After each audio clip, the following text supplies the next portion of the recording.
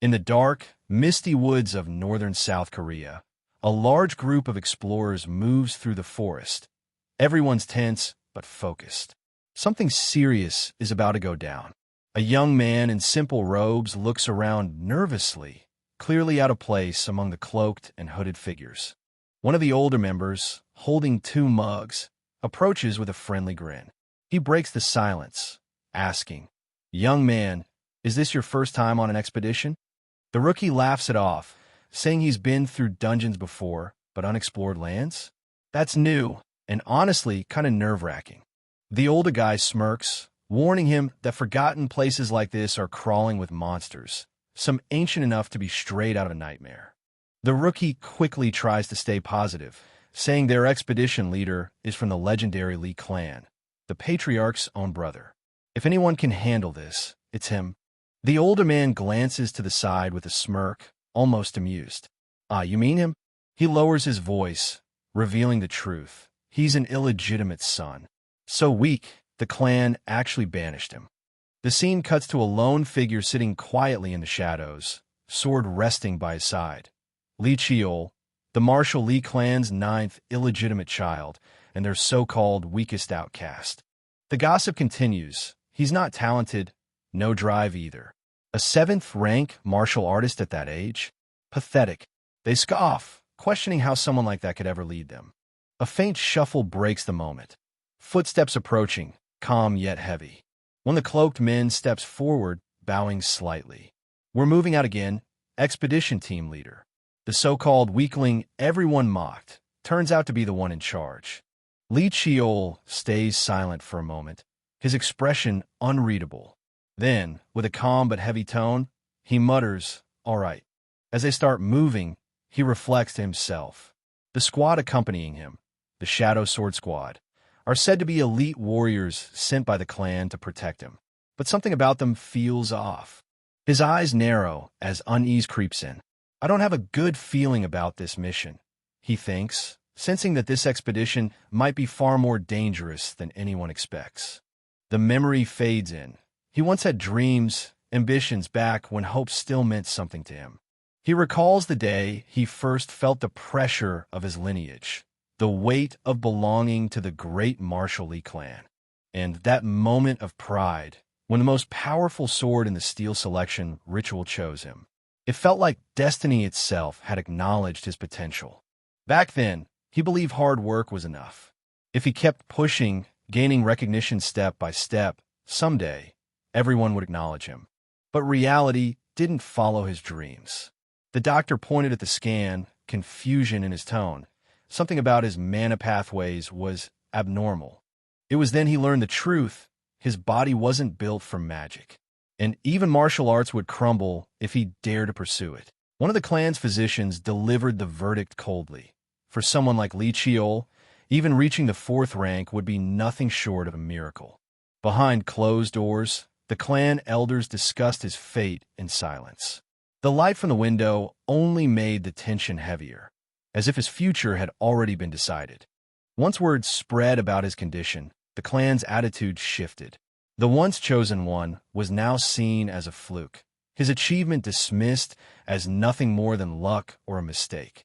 Despite everything, he refused to give up. He pushed himself harder than ever, proved the doctor wrong, and hit 7th rank by 25. Even if his siblings reached it younger, he was proud. He'd earned it. But that pride didn't last long. At 30, the clan he'd fought so hard to honor turned its back on him, casting him out like he never belonged. And honestly, if not for his eldest brother stepping in, he wouldn't have just been exiled. He would have been buried instead. He'd been running ever since that day. 10 long years spent surviving in the shadows, always looking over his shoulder. Then, everything fell apart. The world plunged into chaos, society crumbled, and survival became a daily battle. Old news and burnt memories scattered across the ground, remnants of the world that once was. The world kept spiraling. Unexplored regions stretched wider, and monster invasions became a terrifying routine, like nature itself was rebelling. In the midst of it all, he sat hidden under a worn cloak, surviving in silence as the world outside fell apart. But even then, hope flickered. His eyes caught a headline, "Unexplored Region Expansion Solution," and something in him snapped back to life. He lowers the paper, his hands trembling slightly. Something about what he just read hits too close to home. His golden eyes narrow, reflecting both pain and disbelief. The memories he tried to bury are clawing their way back. The headline stares back at him. His father, the legendary master of martial arts, the patriarch of the Great Li clan, is dead. Footsteps echo through the dark alley. A voice breaks the silence. Someone's been looking for him. Two cloaked figures step out of the shadows, the Shadow Sword Squad, assassins of the Li clan. Li Chiol rises slowly, his eyes sharp and wary. "How did you find me?" he asks, already bracing for the worst. The assassin extends a sealed envelope toward him. "This is a decree for you." The tone is cold, emotionless. Li Chiol exhales half a laugh, half a sigh. "So, they're just going to ignore my question, huh?" His eyes scan the paper, an order from the clan. "Join the expedition team at 1830. He scoffs bitterly. This cursed family, they'll never let him escape. Li Chiol's mind races as he reads the decree. Patriarch Li Gunsong. Did the third brother become patriarch? What about the eldest? The masked messenger's voice cuts through his thoughts. "We'll see you in an hour." They turn to leave, their words cold and final. Chiol takes a step forward, voice trembling. "Wait, what happened to the oldest?" The cloaked figure pauses, then says nothing. Silence hangs heavier than any answer. Li Chiol's jaw tightens, frustration flickering in his eyes. "They're not answering me again. What's the point of sending me to the unexplored region? I haven't even wielded a sword in years. And I'm only a 7th-rank martial artist." One of the masked figures turns slightly, voice cutting through the night. "So, will you refuse to carry out your orders?" A blade glints ominously in the moonlight. "Refusal without reason means death." Chiol exhales, shoulders heavy. "No, I'll do it." The decree bursts into pale blue flames as Li Chiol tosses it into the dirt. The fire crackles softly in the night, consuming the paper hole. His hands tremble, jaw clenched tight. Damn it! His muttered curse is swallowed by the cold air. Moments later, he trudges through the forest with the others, expression heavy, step reluctant. The expedition has begun. One of the team members gasps, eyes widening. An abandoned building. They stare at the eerie structure rising through the mist. Here, of all places, it's so well preserved, too. The air feels heavier, the silence unnerving. Li Chiol's expression hardens. "We're going in." The command leaves no room for hesitation. The squad advances cautiously through the fog, blades drawn. The old bridge creaks under their boots as the mist thickens ahead. Suddenly, one of them gasps, eyes widening in horror. What the hell is that? Before them lies the massive skull of a long-dead beast, surrounded by scattered bones and decayed remains. Another voice trembles, breaking the silence. An ancient monster's corpse? The realization sends a chill down everyone's spine. A hooded figure's crimson eyes gleam in the darkness. "Found it." Without hesitation, another masked man raises his hand. "Begin." In an instant, red energy erupts as the assassins leap forward, their blades slicing through the mist. "Begin, WH." One of the soldiers stammers before a red slash tears across his chest, silencing him mid-sentence. Blood sprays into the cold night air.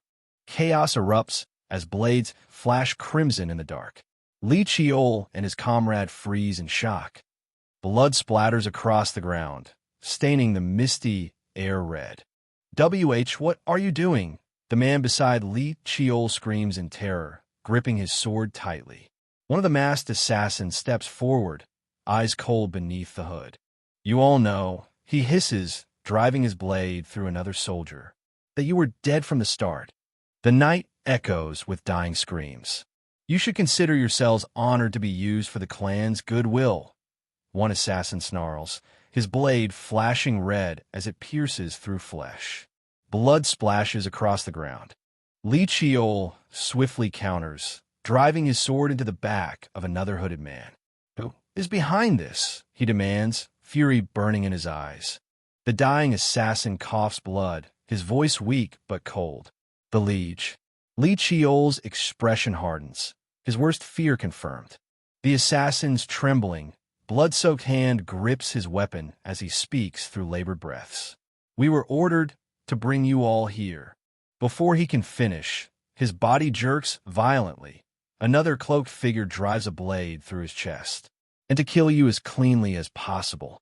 The second assassin steps forward, his wound glowing an eerie purple as it begins to mend before Li Chiol's eyes.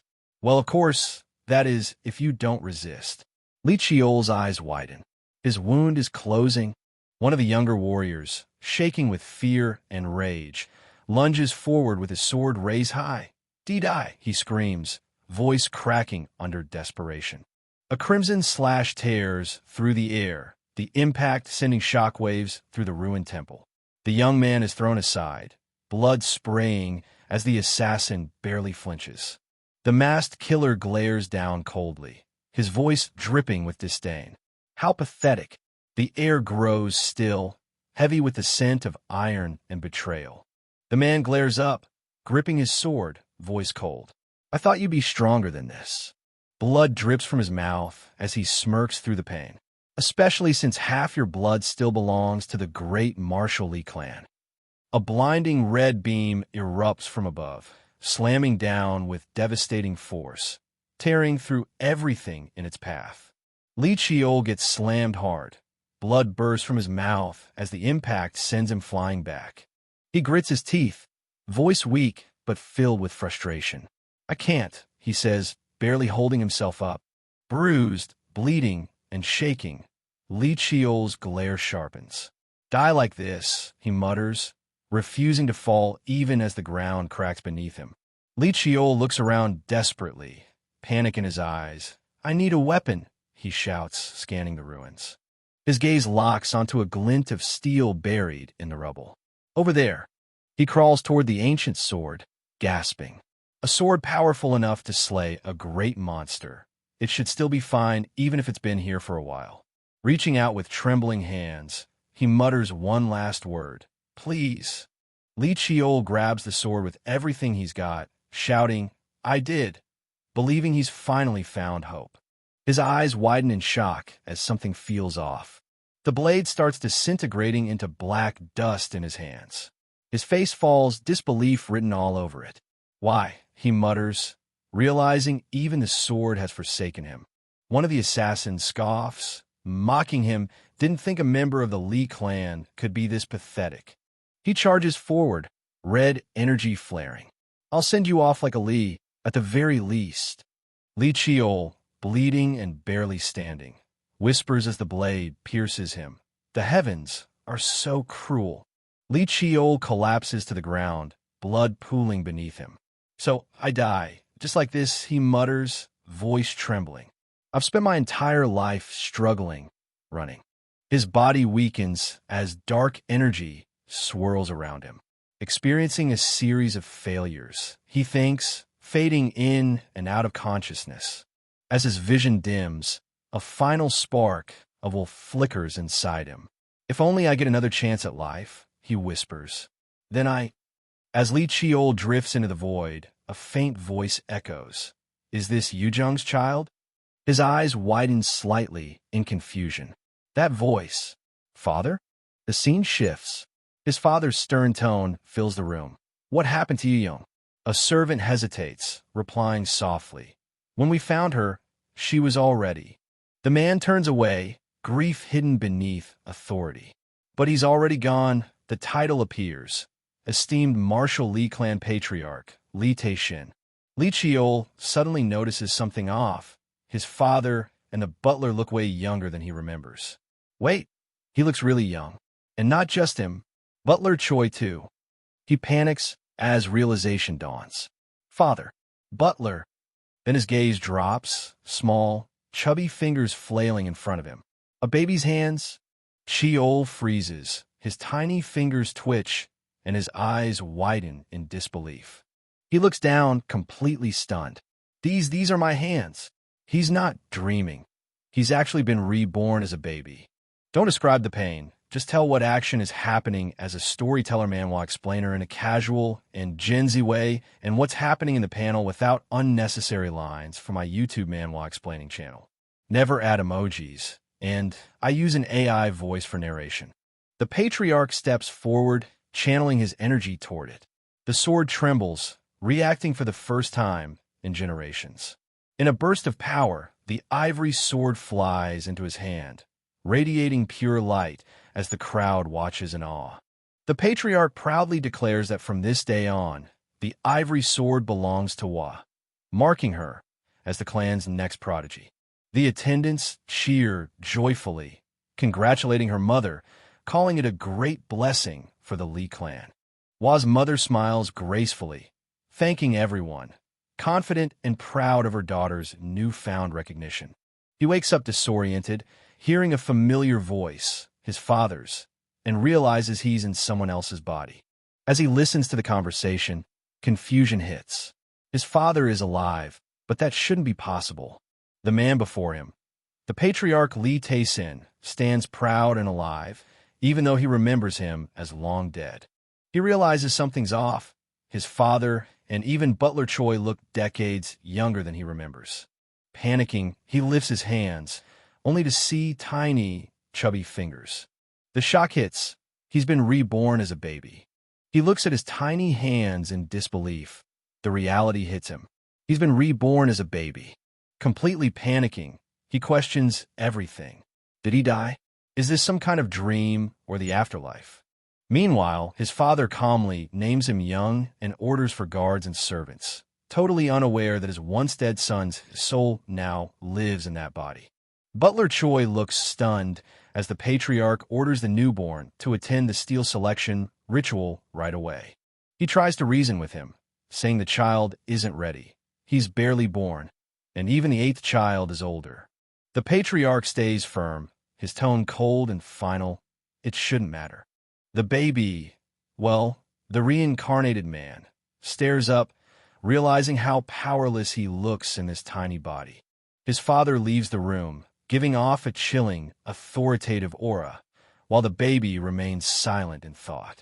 He exhales deeply, shaken. Even after being reborn, that overwhelming pressure from his father still hasn't changed one bit. He looks around, confused. Everything feels way too vivid to be a dream or flashback. Something's off. He recalls the conversation about the steel selection ritual and realizes it actually happened. He's reliving the past. He clenches his tiny fist, half in disbelief, half in determination. If this really is a second chance, he's not wasting it. He finally realizes it. He's actually gone back in time. His jaw drops as the truth hits him hard. Months pass since his regression, and the Lee clan prepares for a grand event that stirs the entire household. It's the legendary steel selection ritual, where each child's destiny is revealed by the weapon that chooses them. His father was a legend. Chosen by countless swords, he became the strongest swordsman of his time. And his eldest brother? A prodigy who mastered both magic and swordsmanship after being chosen by multiple weapons and even a tome. But this time, it's his turn. Sitting there in an oversized outfit, he's uncomfortably aware that he's next in line for the ritual. His handmaid, Mungawa, beams with pride, praising how calm and well-dressed the young master looks despite the new surroundings. She gently holds him, her eyes full of warmth, assuring him that he'll surely do well in the ritual. With a kind smile, she tells him she believes he's destined for greatness. And for the first time, he almost believes it too. He remembers how his handmaid was more than a servant. She was like a mother to him. But jealousy and cruelty from his brothers led to her being cast out. Through tears, she was the only one who ever showed him compassion, the only person who stood beside him when everyone else turned away. But now, reborn with a second chance, he vows silently. This time, he won't let that tragedy repeat. He embraces her tightly, a small but determined thought echoing in his mind. He'll protect her no matter what it takes. A servant enters. announcing that everything's prepared for the ritual. Muingawa smiles warmly at him, asking softly, "Shall we go?" as the two prepare to step into destiny together. The quiet tension fills the air as the servant calls out, informing the patriarch that everything is ready. Light streams through the grand hall as the message reaches the clan head. The preparations for the ritual are complete. With a calm, yet commanding tone, the patriarch simply replies, "All right," signaling that the ceremony is about to begin. With a firm command, the patriarch says, "Let us go." The handmaids gather in line, each holding a young child in their arms. The grand doors open with a blinding light as the entourage steps out. The ritual is about to begin. The massive arena comes into view, filled with countless spectators, their cheers echoing across the sky as the clan's most awaited ceremony begins. As the group walks in, whispers spread among the attendants. Their attention falls on one particular child. They murmur quietly, realizing it's the illegitimate son, the one brought in from outside the clan. The matriarch, Baek Wayan, observes with a sharp, calculating gaze, elegance hiding the weight of judgment behind her calm expression. The camera pans across the Lee clan's elite. Minister Jacheng, standing tall with authority, followed by the calm eldest son Myeongjung and the observant third son, Gunsong. Each one carries the weight and pride of their lineage. Jacheng glances toward the ceremony, his tone casual yet intrigued, remarking that the new participant looks far too young for something this significant. Myeongjung responds with a faint smile, noting that none of them ever took part in the ritual at such an age, a mix of curiosity and quiet challenge hanging in the air. Myeongjung glances toward his younger brother with a teasing tone, asking if he agrees, clearly stirring the pot a little. Gunsong, the third son, leans back with that laid-back but sharp vibe, replying with a calm, "Yeah, I guess." But behind those calm eyes, his curiosity flickers. He doesn't know where this kid came from, but something about him definitely has his attention. The clan head raises his hand high, his voice booming across the arena. The long-awaited steel selection ritual is about to begin. The crowd stirs with excitement. He calmly orders, "Bring Hwa here," as the atmosphere shifts from grand to focused. All eyes turn toward the young participant. Little Lee Hwa, the eighth child, looks up curiously, clearly confused by the attention. This is his moment, though he doesn't quite realize how big it's about to become. The patriarch calmly adjusts his sleeve, his expression focused. It's time to see what fate has in store for the boy. He reaches out his hand toward Hwa, who looks up with innocent eyes, unsure of what's about to happen. As soon as their hands connect, light bursts out. Energy flares through the air, and baby Hwa starts crying uncontrollably as the ritual activates in full force. A blinding surge of blue energy erupts, shaking the entire arena. The onlookers gasp. Something extraordinary is happening. From a sea of dormant weapons, one begins to glow with divine brilliance. The ivory sword, a relic of unmatched prestige, long thought to be untouchable. The patriarch shields his eyes in disbelief. That legendary sword, it's awakening for the first time in generations, and it's responding to the child. The entire arena erupts in chaos as multiple swords rise into the air, drawn by the immense energy radiating from the ritual. The patriarch grips the glowing ivory sword, his expression shifting from awe to solemn pride. This is no ordinary awakening. Holding the now sleeping Hwa in his arms, he declares firmly before the stunned crowd, "From this day onward, the ivory sword belongs to Hwa." The crowd erupts with cheers, congratulating the matriarch. Another prodigy has appeared in the Lee clan. She smiles gracefully, accepting the praise with quiet pride and confidence. Her expression shifts, eyes narrowing with a hint of ambition. This is only the beginning. The patriarch announces the next phase. It's time for Young's ritual to begin. The atmosphere grows tense. Whispers ripple through the crowd, judgmental and cruel. They all know who this child is, the one born outside the clan. Even as the boy looks up with innocent eyes, the murmurs sting. How could a bastard be allowed to join the sacred ritual? The patriarch gently places Young on the pedestal. The moment of truth is here. Without hesitation, Young grips the blade himself, slicing his palm to offer his own blood, determination blazing in his eyes. Seeing that courage, the patriarch's stern expression softens. He rests a hand on Young's head and simply says, "I'm proud." Young takes a deep breath, realizing the moment he's been waiting for has finally arrived. Memories of his past life resurface. Back then, he was chosen by the legendary heaven-rank sword, Clear Echo. He lets a drop of blood fall, ready to see if destiny will recognize him once again. The blood hits the altar, bursting into radiant light as power stirs from deep within the chamber. Young reaches forward, eyes blazing with determination. This time, in this life, he'll seize his fate once more. From the balcony, the crowd whispers. Everyone's talking about the illegitimate child daring to take part in the ritual. The woman stays silent, her expression unreadable while tension fills the air. People start murmuring again, noting her sharp glare. They can tell she's clearly not in a good mood. He realizes the child is his brother's hidden son, sighing to himself. It makes sense now why things are so complicated.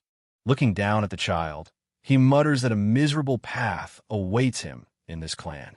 He knows surviving here won't be easy, especially for a kid branded as an illegitimate son.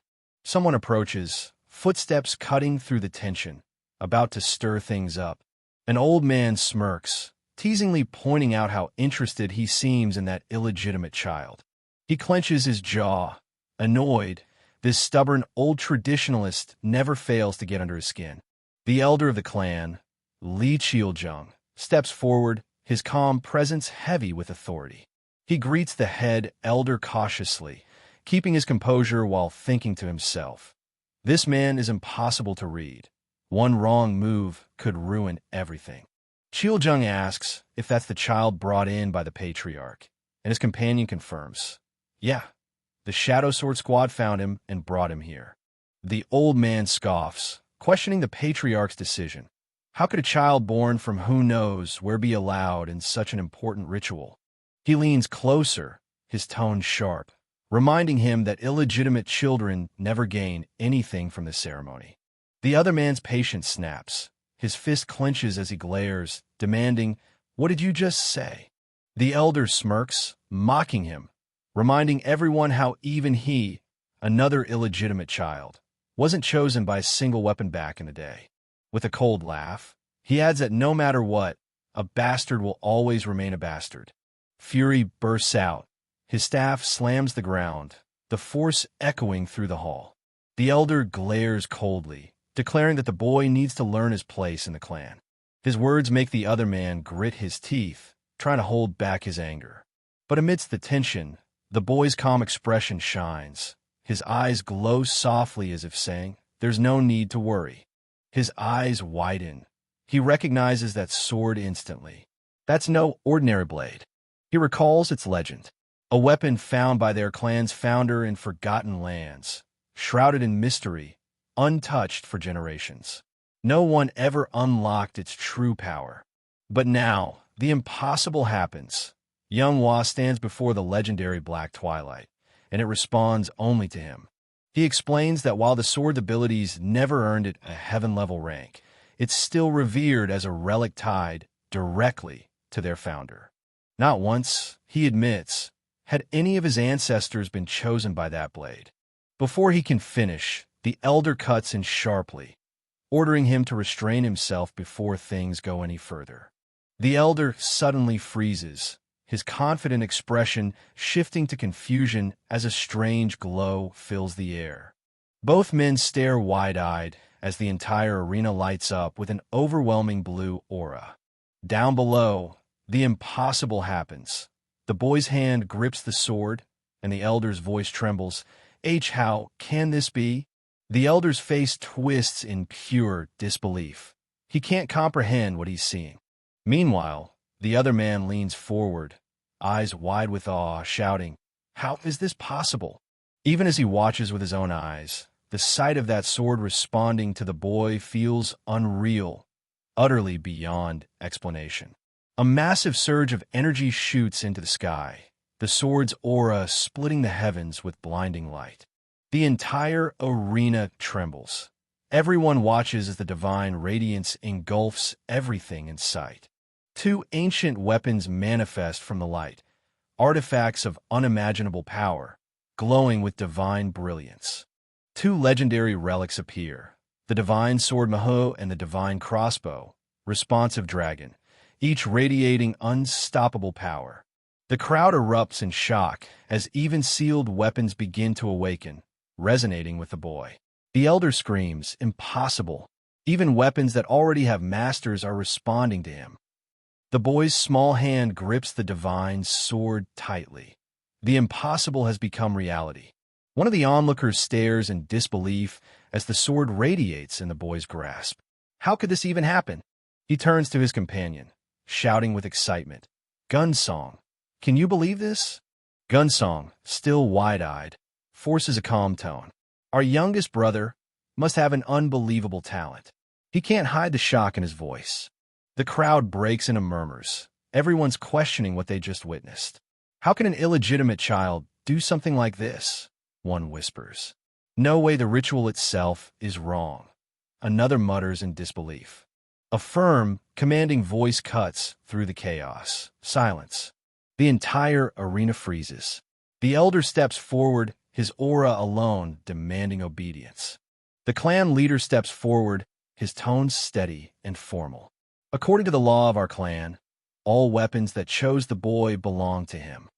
He pauses, looking over the gathered elders and warriors. However, this situation isn't simple. I'll take suggestions. A calm yet assertive voice cuts in from the side. I have a suggestion. The room shifts its focus toward the speaker. The elder smirks slightly, eyes narrowing. "Oh, do you have an idea, minister?" The minister speaks confidently. Even if it's our clan's law, giving him all these weapons goes against the very purpose of the steel selection ritual. He continues, his tone calm but firm. It's a sacred ritual meant to be passed down through generations, not monopolized by one child. The minister proposes calmly. How about letting him choose one weapon for himself? All eyes shift to the small boy sitting in the center, surrounded by countless glowing armaments. The elder smirks, snapping his fingers. Not bad, he says, clearly entertained by the idea. The weapons hum with energy as the elder concludes, I'll take your suggestion. The tension in the arena thickens once more. The elder's voice echoes across the arena. Now, my son. The boy is lifted by a swirl of blue energy, his eyes widening in surprise. He gently lands on the ground, the energy still swirling faintly around him, as if guiding his every move. The elder gestures toward the array of glowing weapons. Pick whichever weapon you'd like. The boy looks ahead, realizing the weight of the moment. The boy looks around in awe, thinking to himself, I don't know why this is different from what happened in my past life, but this works in my favor. He clenches his fist, determination flaring in his eyes. I'll make the most. Out of this situation, he finishes, pushing himself forward with resolve as he moves toward the glowing weapons. His gaze locks onto a massive blade, radiating a fierce aura. Fratch, the sword that has slain dragons. The weapon hums with untamed power. Next, his eyes shift to a glowing spear, divine and pure. The holy spear, forged from the body of a saint, the white whale. Each weapon he passes seems grander than the last. A faint glow trails along the ground as the boy walks forward. Valheim, the staff made from the world tree, where the Fae go to sleep. Then his eyes fall upon another, the celestial sword, forged when the sun, moon, and stars aligned. Above him, countless weapons shimmer in the air, each radiating divine power. Great weapons await my decision. His next choice could change everything. 9 years have passed since that fateful day, and the Li clan estate stands calm under the afternoon sun. A young boy's voice echoes through the halls as he calls out for his nanny. It's Li Huan, now 9 years old, smiling brightly as he tells her he's heading out for his afternoon training, ready to take on the world. The nanny rushes out in a panic, insisting on escorting him, worried as always. Juan laughs it off, saying he can walk on his own, but she still follows beside him, fussing over every step. As they stroll down the path, she asks why he keeps training in Zone 1 when there are bigger, emptier areas. He glances up and replies calmly, "It's not about space."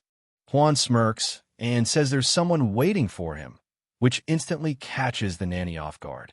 Before she can ask more, a sharp "no" echoes from a distance. They both turn toward the sound. Someone's definitely training nearby. T's a strict female voice, shouting corrections about sword form and grip, clearly drilling someone hard in the art of swordsmanship.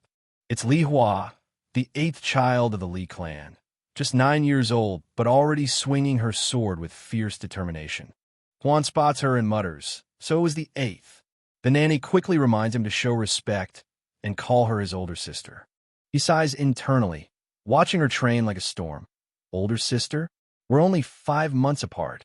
Li Hua keeps swinging her sword, drenched in sweat as her instructor's voice drills into her. Again, frustration explodes as her strike misses its mark. She slams her sword down, shouting in pure exasperation. Finally, she snaps, glaring at her teacher, demanding to know why he's nagging her nonstop like this. Li Hua's temper flares as she yells that it doesn't matter how she holds the sword, while her terrified instructor tries to calm her down. He nervously laughs, trying to ease the tension, suggesting another round with a shaky smile as she huffs in annoyance. Watching from outside, Juan asks who the poor guy is, and the nanny explains. That's Commander Beck Li Yun, leader of the Ebony Squad. Hua grips her sword tightly, still fuming, but hearing the word commander seems to catch her off guard. Juan looks on thoughtfully, realizing this man's skill level is far beyond what's needed to train a kid her age. The nanny senses a shift in his tone, softly calling out to him, concerned about what's running through his mind. The nanny suddenly shouts with confidence, assuring Juan that a teacher who recognizes his true potential will come soon, leaving him a bit startled but amused. Then, she starts apologizing tearfully, blaming herself for not raising him properly, and rambling about how his sister had better food growing up. Juan sighs, clearly used to this. He tells her again that he's always grateful for her, which just makes her emotional all over again. Juan walks off, firm in his thoughts. He doesn't want teachers who only come for his clan's prestige. He turns with a confident smile, saying he already has good mentors by his side. The scene shifts to the martial hall, his training ground, quiet and serene, as the door creaks open, signaling the start of another day of practice. Juan steps into the grand training hall, a place filled with history and pride, though now more ceremonial than practical. He walks deeper inside, thinking to himself that there's a specific reason he chose to come here today. He stops in front of a sealed door, the air heavy with anticipation, as if something important lies just beyond it.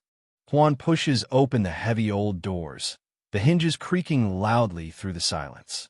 Inside, the dimly lit hall stretches wide, lined with ancient weapons once used by the clan's greatest warriors. Dust and age hang thick in the air. His eyes lock onto one blade among the relics, cracked but familiar. "Oh, I found it." Juan picks up the old sword with a faint smile, wondering aloud if this will be his choice for today's training. As he walks across the hall, he reflects on the 9 years since his regression, years filled with strange and unexpected changes. He stops mid-step, sweat forming as he murmurs. The most shocking change of all was yet to come. Juan grips the sword, dark energy swirling around him as a strange power awakens from within. His eyes snap open, sharp, glowing with realization. He finally understands. He's gained the ability to read the memories embedded within weapons themselves. Echoes of sword masters surround Juan, each one repeating the same mantra, "Hone the basics." He realizes these are the memories stored within the blade. With sharp movements, he mimics their forms, slashing through the air as ancient knowledge flows into him. The more powerful the weapon's history, or the deeper the wielder's bond, the stronger the memory he can draw out. Huan tightens his grip, eyes burning with focus, each swing sharpening his connection to the sword's memories. He channels his energy, unleashing the seven-star sword. First form, Crimson Wind. A devastating slash tears through the air. Breathing heavily, Huan smiles in relief. After years of practice, he's mastered the technique and read nearly every weapon's memory in the clan's hall. Huan freezes as he hears an unfamiliar voice praise his technique. Someone had been watching. He turns to see a tall, broad man entering the hall with a confident grin. "Uncle," Huan whispers in surprise. Narration: Li Taehong, 4th-rank martial artist, esteemed martial Li clan's general. Though not of the direct bloodline, he was one of the few who truly cared for Huan, both in his past life and now. Huan bows respectfully. "I greet my uncle." Taehong laughs heartily, ruffling his hair. "Haha, no need to be so formal." With a proud smile, Taehong continues, "I see you training here every single day, morning and night.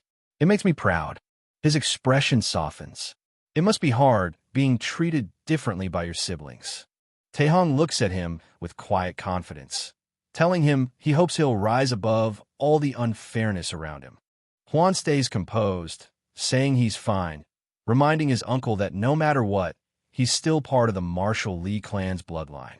His gaze falls on the swords beside him as he recalls the clan's creed. Prove yourself with the sword. That's the true meaning behind their name. Huan smiles brightly, declaring that he'll prove his worth through his own strength, not by anyone's name or title. Taehong's eyes widen. He's taken aback by the boy's confidence and resolve. He looks down, sorrow in his expression. Why did a child like him have to be born illegitimate? Taehong scratches his chin, realizing something. He mentions that Huan's reaching the age for his naming ceremony, even if it's a bit late. He leans in with a grin, saying he'd like to personally be Huan's teacher for the ceremony, clearly excited about the idea. Huan respectfully declines, and Taehong's face freezes in shock. "What?" Huan waves his hands quickly, assuring his uncle it's not that he's unsatisfied. He just doesn't want to break any clan rules before the ceremony. Taehong sighs, frustrated, saying the other kids ignore those same rules without hesitation. They've got top teachers and the best food. But Huan smiles calmly, saying rules are meant to be followed, even if everyone else decides to break them. Huan laughs with determination, reminding his uncle that he'll prove himself through his own effort, just like he said before. Taehong looks at him in awe. Those eyes, that willpower, it's like seeing his late elder brother again. Huan stands calmly, confidence radiating from his gaze, as if silently declaring he's ready to walk his own path. Taehong lets out a small smile, realizing there's no convincing this kid. Huan's made up his mind completely. He laughs, ruffling Huan's hair, teasing that he's just as stubborn as his father used to be. Then he sighs in defeat, scratching his head, admitting it frustrates him that there's nothing more he can do to help. Taehong asks if there's anything else Huan might need, not expecting much, only for the kid's eyes to instantly light up with excitement. Huan grins, saying he's been waiting for that exact question and finally admits there's a favor he wants to ask. Taehong chuckles, intrigued, and tells him to go ahead. Huan smirks slightly. He's clearly got something bold in mind. Then, with complete seriousness, he says he wants to see what's hidden beneath the secret warehouse. Taehong freezes, eyes wide. Of all the things he expected, this definitely wasn't it. A sleek car speeds toward a heavily guarded facility, its engine echoing through the compound. A security guard steps forward, spear in hand, signaling the car to stop immediately. As the window rolls down, Taehong sits calmly inside. The guard, staying professional, asks him to state his identity and reason for entering. Taehong flashes his ID confidently, introducing himself as General Li Taehong and saying he's here for a simple inventory check. He gestures toward the back seat where Huan sits, smiling innocently. Taehong explains that the boy, Li Young, is just tagging along for a field trip. The guard salutes sharply, verifying their credentials. "Loyalty, you may proceed." The gates open as the car rolls inside.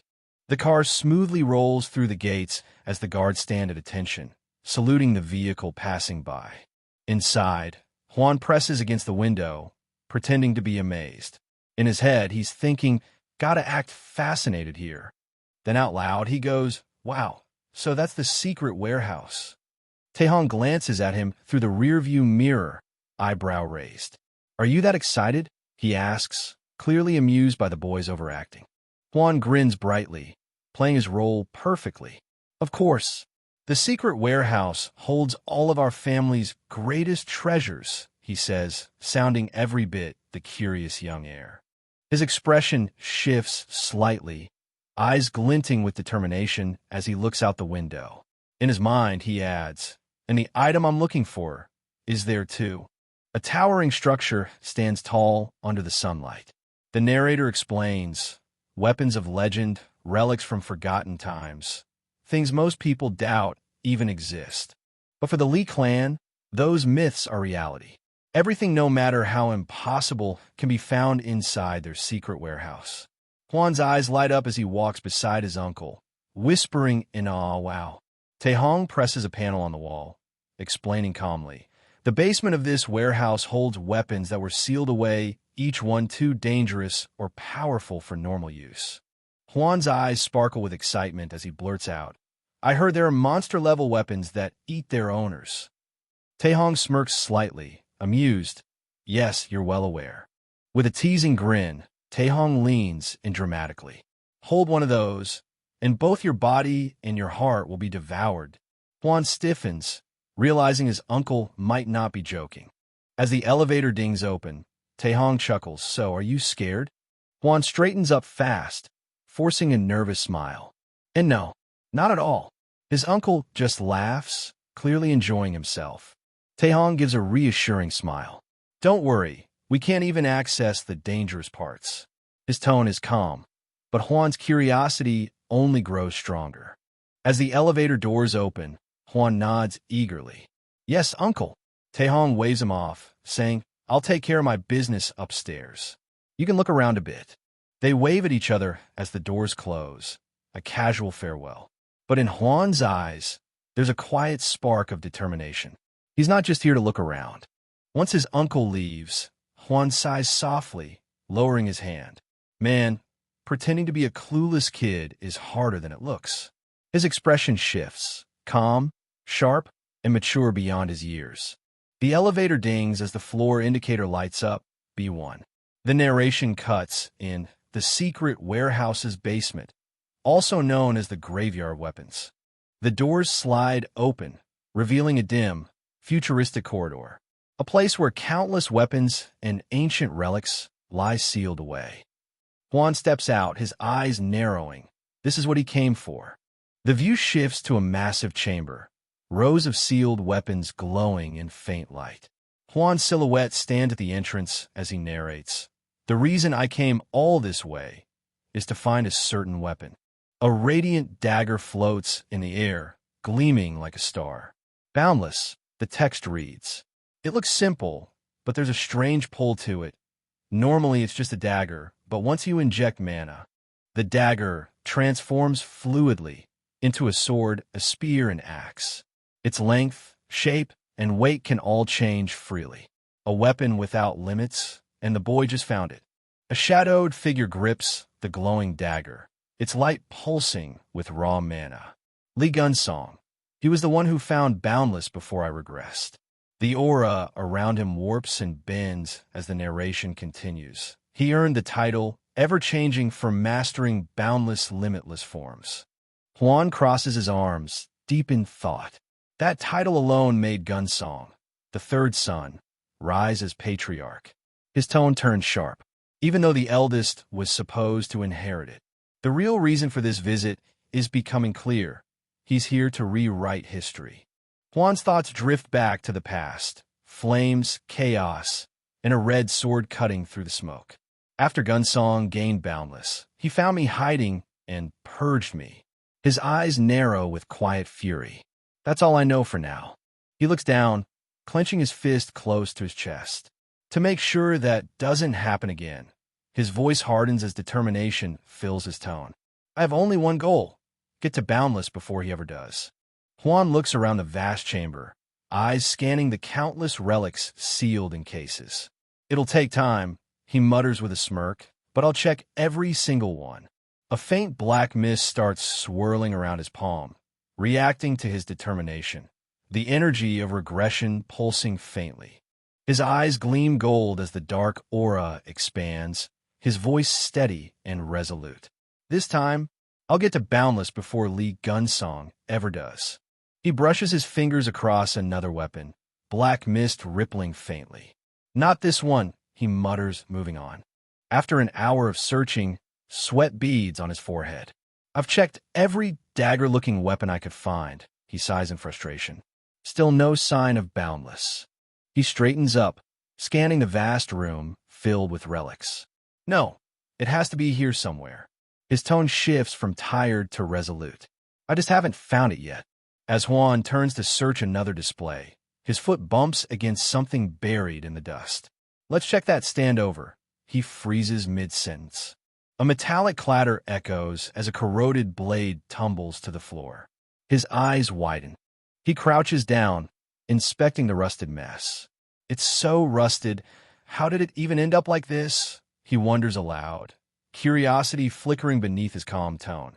Unaware he's staring at something far from ordinary. As soon as his fingers graze the rusted blade, it trembles violently, releasing a dark mist that shoots upward. Huan's eyes widen. What the? The black energy explodes around him, swirling like storm. He stumbles back, shielding himself. What's going on? The darkness coils tighter, almost alive, pulling him in. His golden eyes flash with shock. Why is it reacting like this? The darkness fades, replaced by a strange, eerie glow. Huan blinks rapidly, panic creeping in as he realizes he's no longer in the warehouse. He whispers, his voice trembling, trying to piece together what just happened. His eyes widen in horror. A battlefield stretches endlessly before him, littered with weapons and corpses glowing with red energy. Where am I? He shouts, the air thick with death and dread. Huan looks around at the endless field of corpses, realization dawning. Wait, is this a memory inside that dagger? He can feel it. This isn't like any weapon he's connected with before. His breath quickens. The air feels heavy, almost real. It's so vivid. It's like I'm actually here, he mutters as an ominous red light suddenly flickers in the distance. A sharp chill runs down his spine. He turns fast, eyes wide. Something, or someone, is moving among the dead. Huan freezes, his pulse pounding as the air around him distorts. The ground trembles. Something colossal is awakening beneath the layer of bones. A single massive eye opens, glowing like a dying sun. The narration echoes through his mind, an overwhelming presence that even nature itself feared. The shadows coil and twist, revealing a monstrous form older than history. A primal beast from the abyss, one that once devoured civilizations whole. The final words ring like thunder. An apocalypse-rank monster. Huan's legs are trembling. He can barely breathe as the realization hits. He's completely out of his depth. His heartbeat pounds in his ears. There's no way he can fight something that monstrous. The massive creature begins to move, shaking the entire ground. Huan grits his teeth. There's only one option left. He has to run.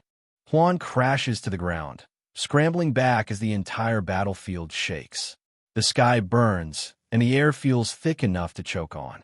Something massive moves in the distance, each step echoing like thunder. Huan can't even breathe properly.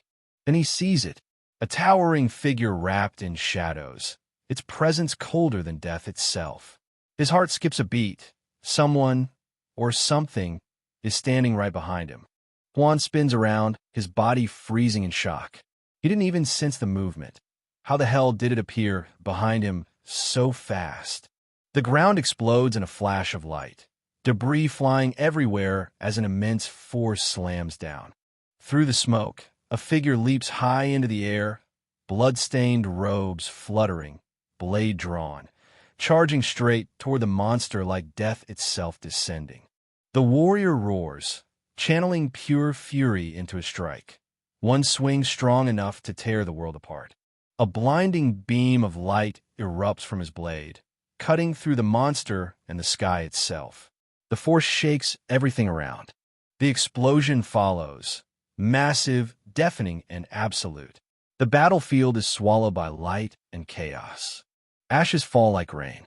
The silence after the blast feels heavier than the explosion itself. Huan just sits there stunned. He stares at the destruction. Mountains of corpses, a crater burning with golden light. His voice trembles. No way. He can't believe it. That massive monster was taken down with a single strike. Huan snaps out of it, remembering the swordsman who appeared out of nowhere earlier. Through the rain and smoke, the figure turns, towering, bloodied, and cold. His voice cuts through the air. Who are you? Huan freezes. His heart skips a beat. Wait, he can see me. He stammers. Unsure if he should run or answer. The swordsman steps closer, his voice cold and heavy. Why are you here? The sound of his blade, dragging through the ground, cuts through the silence. He raises his sword, eyes glowing faintly. This is mercy, he says. I'll make it painless. The strike descends like lightning. Huan's eyes widen in pure panic as he yells, No! Huan jolts awake, gasping for air, drenched in sweat. The rusty dagger clatters from his trembling hands. He stares at his palms, still shaking. That scene just now, what was that? His body feels heavy, the pressure still pressing down on him like it's real. Then suddenly, something around him starts to react. Huan's eyes widen as light bursts from the dagger. No way, he whispers, disbelief flooding in. The blade gleams with a faint, golden aura. There's no doubt about it, he mutters. This is boundless. A sudden sting. He accidentally pricks his finger on the blade's edge, a drop of blood sliding down. The moment his blood touches the blade, a deep voice echoes in his mind. Will become a master of 10,000 soldiers. Huan freezes, eyes glowing as the dagger responds to him. A surge of blue energy bursts out, lifting him off the ground, the light wrapping around his body like a storm. He grits his teeth and raises the blade, now fully awakened and pulsing with power. Boundless has recognized its new master. Blue energy flows from the blade as Huan swings it instinctively, slicing through the air with power he's never felt before. He stares wide-eyed, the sword moving faster than his thoughts. He's not even controlling it. It's moving on its own. The blade hums as it slices through the air, glowing brighter than ever, each swing releasing waves of light. Huan's expression shifts from shock to awe. He grips the sword tightly and says with a grin, I've found it. I found Boundless.